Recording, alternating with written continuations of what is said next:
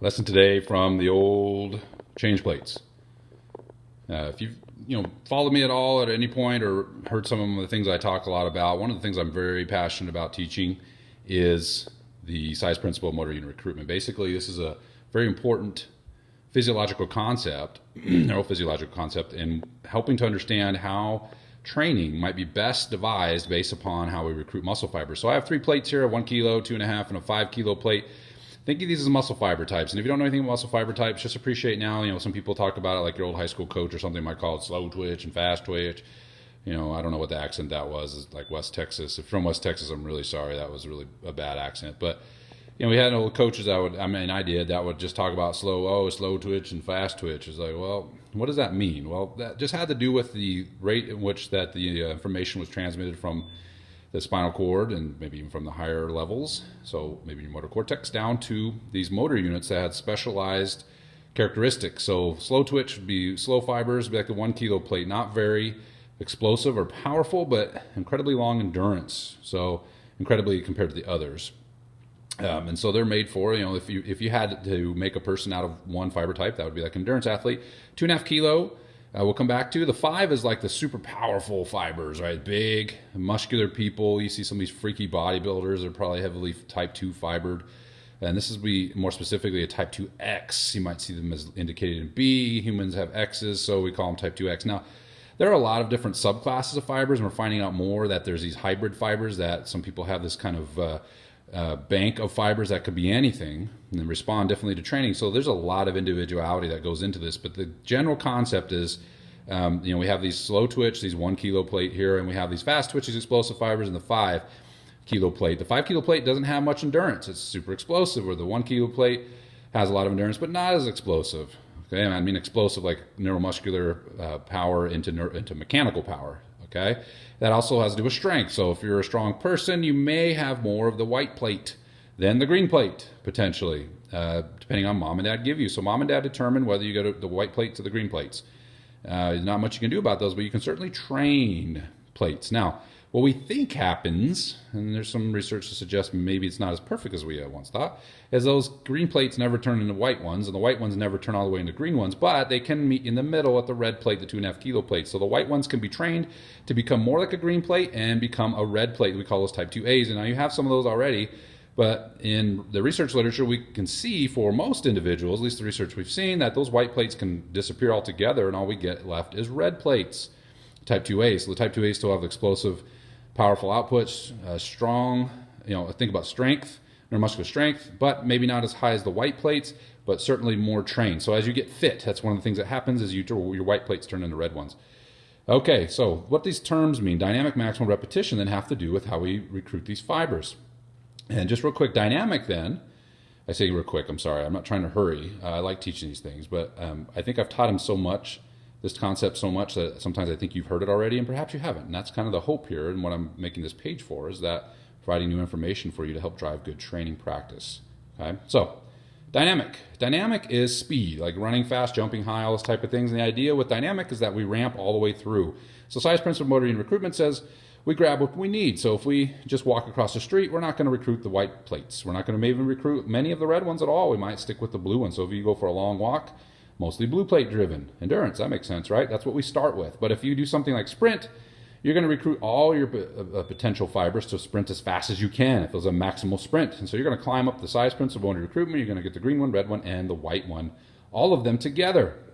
If you do a submaximal sprint, you might just get some of the white plates and not all of them. Okay, so the dynamic method recruits all the muscle fibers, which is important because they learn how to play together. If you want to run fast, you got to run faster, period. Maximal, that's like lifting heavy weights. So think of strength. If you want to, if you lift heavy weights or near maximal weights, you're going to recruit all the fiber types, at least almost all of them. Okay? As you fatigue a little bit, you might get all of them. If you're doing like a heavy set of 85%. Now, the problem is that with maximal and dynamic, they are somewhat sensitive, especially dynamic, to fatigue. So if you're trying to coordinate the muscle fibers and have them work together, just like a symphony, I always use that example. You can't have the winds that are sleeping while the percussion is banging away. They don't learn how to play together. The music is terrible. And so that's what happens when people start to lift and train, is they learn how to recruit their motor fibers. They basically learn. You're learning how to recruit these fibers together and then recruit the muscles that have the fibers, recruit them better together, you're coordinating movement. Okay? So dynamic maximal are important not to go to fatigue quite a bit. For one, you don't get the chance to have that recruitment because you might have some of the white plates that aren't participating anymore because you wiped them out, and so they're not really playing with a full team anymore. You're playing baseball without one of the team members. Conversely, if you have a fatigue method occur with maximal or dynamic training, not only again the team's not playing together, but then you're getting to the point where you're slipping into the repetition method, and you're no longer challenging the neuromuscular system to learn to fire more effectively. Okay, so there's some synchronization that's occurring within the muscle and synchronization that's occurring between muscles, and that's going to be important when you think about getting that better. It's like riding a bike. The first time, don't run 20 miles and then try to ride a bike. You're going to be really tired before you do that. So dynamic in particular is very sensitive. So not surprisingly, if you do 1 or 2 really good vertical jumps, it starts to decline after that. Well, you maximally recruited all your fibers, and you're starting to lose some of the big guys, or the white fibers, or, the white plates in this case, excuse me. And they actually are white. We call them white fibers under the microscope because they don't have a lot of that cool machinery. That is what we call aerobic machinery, right? Mitochondria, all those things that use oxygen like the blue plate would be.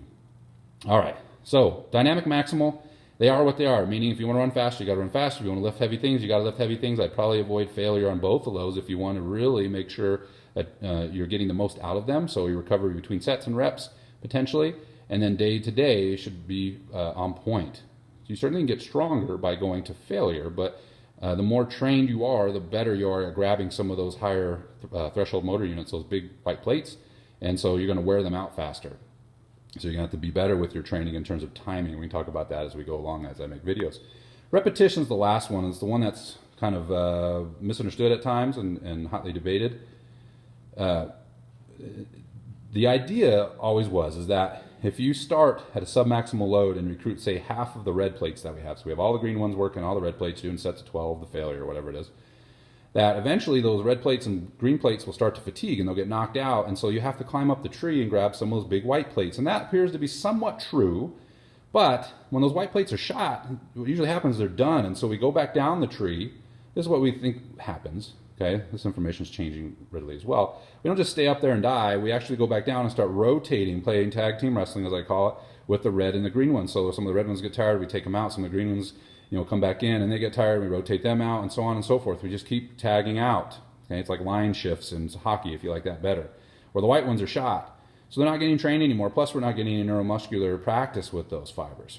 Okay, it also appears that for some individuals, at least as one recent research study, it was quite interesting, that they don't even get up to the big guys. So if you're one of those people and you're using repetition method to try to get to the big guys, the big fibers, even to hypertrophy them and get them bigger, that may not be happening. You might just be spending a lot of time hypertrophying my 1 and 2.5 kilo plates, which, for hypertrophy, that may not be a big deal. But you're still missing out on getting the big guys, the big, 5 kilo plates. So spending some time doing some maximal training at some point might be a great idea to hit those fibers as well. Additionally, if you're doing strength and power work, doing the repetition method for a long period of time may gain some mass, but it's not in the fiber types that you're maybe trying to recruit the most of, which is, again, the big guys learning how to recruit them. Okay? Now, there's all kinds of little things we could caveat. So, well, if you do recruit the big guys and they turn in the red plates, and isn't that a good thing? Sure, but you're still not neuromuscularly learning how to recruit those big fibers that you do have, and the ones that you are bringing on board, they're wiped out so quickly that you never know how to coordinate them. I've seen this in a practical sense. So take this as for what it's worth, as lowest level of evidence. So throw it out if you don't like it. People that train the repetition method, think about a bodybuilder, but we used to have this one set to failure type of training that was really prevalent in strength conditioning. And those athletes tended to get bigger, certainly, but they didn't seem to improve their speed. And that was because they never, neuromuscularly were recruiting fibers in a way that made sense for what they were trying to accomplish. This goes back to the SED principle. Okay, and that's what this is really about. Is if you want to jump higher, run faster, you have to spend time in the dynamic method. Now, the maximal method can help build that dynamic method, certainly, but you have to still run fast and jump high. You can't just do sets to failure and do bodybuilding training and have you be a better athlete. This is a traditional linear periodized program. You start with repetition, go to maximal, go to dynamic if you're looking at improving your performance. You get bigger muscles. If you need some size changes, and certainly some other things like growth hormone bathing and all that tissue preparation, and then maximal, so you learn how to recruit the fibers better that you maybe built, and then the coordination gets better, you learn better, you get better learning for the neuromuscular system, so you get stronger, you learn how to all these plates to play together, and then you run fast, you transition that into velocity of movement. So force times velocity is our power, right? So just a quick lesson on motor unit recruitment. We'll talk more about how these three different ways of recruiting play into good training, and talk about good training practice. I'm excited to make some of these videos as we move forward, but the basic understanding of the science principle of motor unit recruitment is very important, and it's incomplete, I would say. We're finding more information about it. Again, we're finding more that fiber types are not as clean as we thought. Like there's not just 3. I mean, I've seen a study that has like 13 of them, and how they transition could be different from person to person. AKA you get freaky athletes, right? X-Men are real. Okay, that could be different. The way we recruit the fibers is obviously different. We've seen this recent training, or this recent study, that not all the participants did the traditional route where they ramped up and got the big fibers when doing the repetition method, where half of them did. So it just depends on who you are. This is where the art and science of strength conditioning and good training practice come together.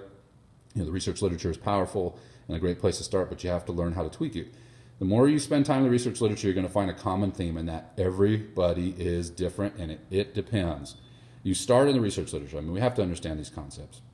I mean, some things that don't make sense is to do the repetition method and expect, your vertical jump to go up, at least if you're a trained individual, right? If you're untrained, then everything works. Okay, you can't use the maximal method alone necessarily and expect to get good hypertrophy. Now, the only reason I say that is because a lot of hypertrophy is driven by volume, and so doing the maximal method over and over again, you're going to be recruiting these big guys over and over again. You're going to be getting accumulated fatigue. Okay, you're going to incur neuromuscular fatigue a lot quicker getting up to those big fibers than you would doing submaximal loads, maybe not to failure. Okay, so there's some things that make sense here, and some things then that'll need to be tweaked on an individual level, and we're starting with the basics. All right, if you're interested in more videos, hope you sign up for the $2 a month, super cheap, just to learn some cool stuff about exercise physiology, and whether you're a trainer or somebody that's actually training, I think you'll find this information very useful in its application.